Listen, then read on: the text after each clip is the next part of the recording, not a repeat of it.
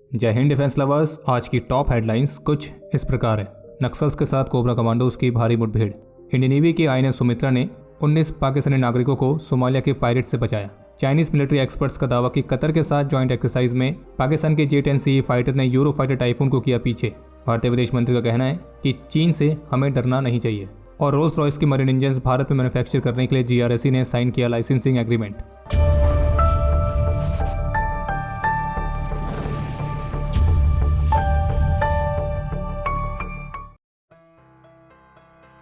छत्तीसगढ़ में सुकमा बीजापुर बॉर्डर पर नक्सल्स के साथ एक मुठभेड़ हुई है और अभी जिससे हम वीडियो रिकॉर्ड कर रहे हैं तब तक आई रिपोर्ट्स के मुताबिक इस मुठभेड़ के दौरान अपने अदम्य साहस और वीरता का परिचय देते हुए CRPF के 3 वीर गति को प्राप्त हुए हैं और जबकि हमारे 14 पर्सनल घायल भी हैं। और यह घटना दिन में करीब 1 बजे के आसपास हुई है जब CRPF की एलीट कोबरा कमांडोज की 201 बटालियन और CRPF की 150 बटालियन की टीम्स फॉरवर्ड ऑपरेटिंग बेस को इस्टेब्लिश करने पर काम कर रही थी और बाकी हमारे जो जवान घायल हुए हैं तो उनका ट्रीटमेंट किया जा रहा है। और जबकि इसी सेम डे पर हमारे सिक्योरिटी फोर्सेस ने इस मुठभेड़ से पहले छत्तीसगढ़ के दांतेवाड़ा डिस्ट्रिक्ट में 2 IEDs को रिकवर करके एक बड़ी ट्रेजेडी को टाला था। और ये जो IEDs हैं ये टिप के आधार पर लोकेट किए गए थे, जिसमें से एक 5 किलोग्राम का था और दूसरा 3 किलोग्राम का।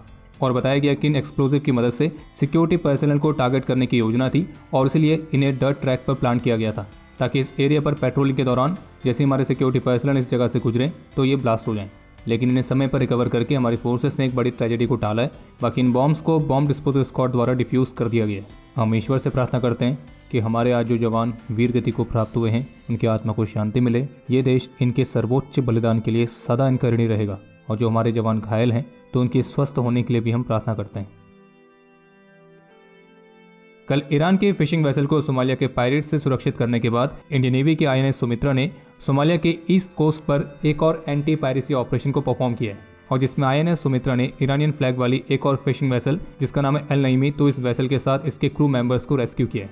और इस वेसल के क्रू मेंबर में 19 पाकिस्तानी नागरिक थे जिन्हें 11 सोमाली पायरेट्स ने बंदी बना लिया था।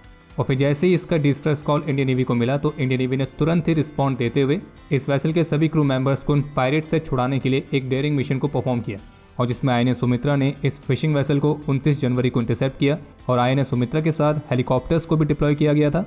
और इस डेयरिंग मिशन को परफॉर्म करते हुए इंडियन नेवी के मार्कोस कमांडोज ने उन्हें 11 सोमाली पायरेट्स को सरेंडर करने में मजबूर किया और क्रू पर सवार सभी 19 पाकिस्तानी नेशनल्स को सुरक्षित किया। और 36 घंटे के अंदर ये दूसरा इस तरह का एंटी पायरेसी मिशन है।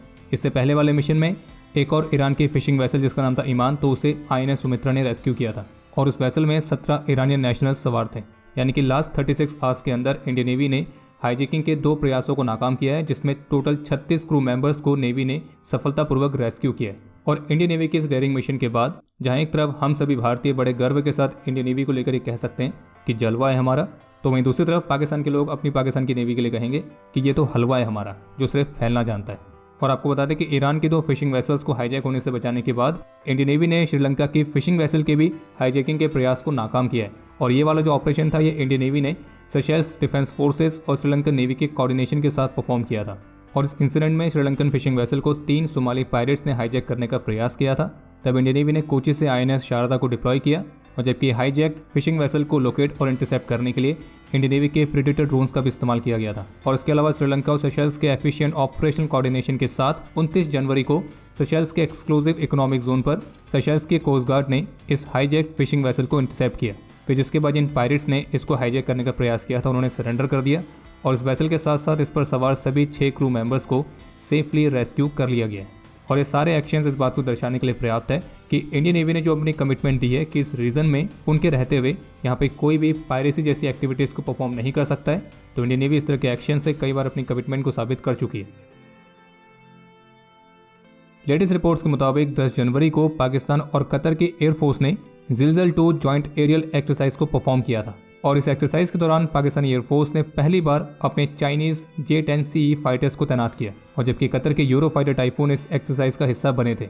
और अब जो चाइनीज मिलिट्री एक्सपर्ट्स है वो ये दावा कर रहे हैं कि इस एक्सरसाइज के दौरान पाकिस्तानी एयरफोर्स के चाइनीज J-10C फाइटर ने अपने European counter part euro fighter typhoon पर काफ़ी महत्वपूर्ण तरीके से बढ़त हासिल करके दिखाया है। हालांकि जितने भी दावे किए जा रहे हैं किस आधार पर किए जा रहे हैं तो उसका ऐसा कोई भी ठोस एविडेंस देखने को नहीं मिला है, लेकिन फिर भी दावा किया जा रहा है कि J-10C ने इस एक्सरसाइज के दौरान बियॉन्ड विजुअल रेंज पर 4 एयर कॉम्बैट एक्सरसाइज और 5 डॉग फाइट्स में बढ़त हासिल करी। जबकि अभी जिससे मैं हमें वीडियो रिकॉर्ड कर रहे हैं तो पाकिस्तानी एयरफोर्स की तरफ से इस एक्सरसाइज के दौरान उनके इस J-10C फाइटर की परफॉर्मेंस को लेकर कोई भी रिस्पॉन्स देखने को नहीं मिला है। वैसे आपको बता दें कि जो J-10 है वो medium wait single engine category का फाइटर है और जबकि euro fighter typhoon twin engine category में आता है। बाकी इस पर आपके जो भी विचार है आप उसे कमेंट सेक्शन में शेयर कर सकते हैं। और अगर आप यहाँ तक वीडियो देख चुके हैं तो कृपया करके वीडियो को लाइक जरूर करें। और आपको ये भी बता दें कि हमारे DS अनफिल्टर्ड शो में नया एपिसोड लाइव हो चुका है, जिसे आप डिफेंस स्क्वाड मोबाइल एप्लीकेशन पर जाके देख सकते हैं। और अगर आप वीडियो के डिस्क्रिप्शन में दिए गए लिंक पर क्लिक करके डिफेंस स्क्वाड की मोबाइल एप्लीकेशन को डाउनलोड करते हैं तो आपको एनुअल सब्सक्रिप्शन में स्पेशल डिस्काउंट मिलता है। आज मंगलवार को Indo American chamber of commerce के स्पेशल सेशन को संबोधित करते हुए भारतीय रक्षा मंत्री श्री राजनाथ सिंह की तरफ से कहा गया कि भारत आगे बढ़ रहा है, अब ये कमज़ोर भारत नहीं है, भारत अब शक्तिशाली बन गया है और अब ऐसा नहीं होगा कि कोई भी आए और हमें आंख दिखाकर चला जाए। और इसलिए अब कोई भी अगर हमें धमकाने का प्रयास करेगा या हमारे लिए कोई भी खतरा बनेगा तो उसे उसके परिणाम भुगतने पड़ेंगे। बाकी एक अपडेट यह है कि IIM मुंबई में आयोजित एक इवेंट को संबोधित करते हुए भारतीय विदेश मंत्री श्री डॉक्टर एस जयशंकर ने चीन को लेकर ये कहा कि चीन भी हमारा एक पड़ोसी देश है और कई सारे तरीकों से कॉम्पिटिटिव पॉलिटिक्स का हिस्सा भी है, लेकिन मुझे नहीं लगता कि हमें चीन से डरना चाहिए। मुझे ये लगता है कि हमें कहना चाहिए ठीक है, वैश्विक राजनीति यानी कि ग्लोबल पॉलिटिक्स एक कॉम्पिटिटिव गेम है और आप अपना सर्वश्रेष्ठ करो और मैं अपना सर्वश्रेष्ठ करूँगा। उनका यह भी कहना था कि चीन एक प्रमुख अर्थव्यवस्था है और ये संसाधनों को तैनात करेगा, ये चीज़ों को चीन के तरीके से आकार देने की भी कोशिश करेगा। और इसका उत्तर ये बिल्कुल भी नहीं है कि चीन जो कर रहा है हम उसके बारे में शिकायत करें, बल्कि उत्तर तो ये है कि ठीक है आप ये कर रहे हो तो मुझे उससे बेहतर करना है। बाकी चीन के पास रिसोर्सेज हैं और वो निश्चित रूप से हमारे पड़ोस को इन्फ्लुएंस कर सकता है, लेकिन इसका मतलब ये बिल्कुल भी नहीं है कि इस तरह की कॉम्पिटिटिव पॉलिटिक्स से हमें डरना चाहिए। उनका ये कहना था कि पड़ोस में अक्सर समस्याएं रहती हैं, लेकिन आखिर में सभी पड़ोसियों को एक दूसरे की जरूरत पड़ती है। और भारतीय विदेश मंत्री ने ये बात खास करके मालदीव्स के साथ जो एक डिप्लोमेटिक टेंशन चल रही है उसको लेकर पूछे गए प्रश्न के उत्तर में दी। और इसलिए उन्होंने कहना था कि इस रीजन में चीन का इन्फ्लुएंस जो बढ़ रहा है तो उसमें कॉम्पिटिशन जरूर है, लेकिन इसमें अगर आप ये कहते हैं कि इसमें भारत की डिप्लोमेसी फेल हो रही है तो ये एक रॉन्ग टर्म है। और आज के समय में कंपटीशन से डरना नहीं है बल्कि उसका स्वागत करना है। और उनका ये कहना था कि हमारे पास कॉम्पीट करने की सारी एबिलिटी है। गवर्नमेंट शिप्स के लिए MTU S4000 मरीन इंजन्स की मैन्युफैक्चरिंग भारत में करने के लिए आज मंगलवार को GRSE और रोल्स रॉयस के बीच लाइसेंस एग्रीमेंट साइन हो चुका है। और इस एग्रीमेंट के तहत जो GRSE है वो MTU S4000 मरीन इंजन्स के लाइसेंस प्रोडक्शन और लोकलाइजेशन भारत में करेगी। इन इंजन्स को रांची में स्थित GRSE के डीजल इंजन प्लांट पर मैन्युफैक्चर किया जाएगा और ये collaboration make in India joint initiative का हिस्सा है, जो कि आने वाले वर्षों में इंडियन नेवी और इंडियन कोस्ट गार्ड के सभी fast patrol vessels, interceptor boats और फास्ट अटैक क्राफ्ट प्रोजेक्ट्स के लिए काफ़ी महत्वपूर्ण साबित होगा। और आपको बता दें कि रोल्स रॉयस के जो ये MTU S4000 सीरीज के इंजन्स हैं तो ये 746 से 4300 किलोवाट तक का पावर आउटपुट देता है, और जिस वजह से ये स्मॉल पेट्रोल वेसल से लेकर फ्रिगेट्स और बड़ी सबमरीन्स उन सभी के लिए एक सुटेबल प्रपल्सन सिस्टम भी है। बाकी अब समय है आज के इतिहास का।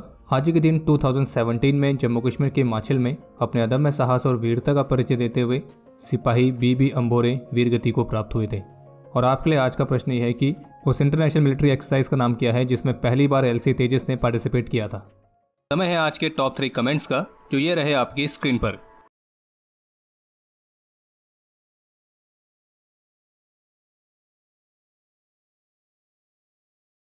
तो हमारे आज के इस एपिसोड के लिए इतना ही। उम्मीद है आपको एपिसोड पसंद आया होगा। पसंद आया तो वीडियो को लाइक जरूर करें। कोई भी सुझाव या सवाल हो तो उसके लिए कमेंट सेक्शन ओपन है, और squadin.in पे जाके नए डिजाइन्स को चेकआउट करना ना भूलें। हम जल्दी मिलेंगे नए एपिसोड के साथ, तब तक के लिए जय हिंद, जय भारत।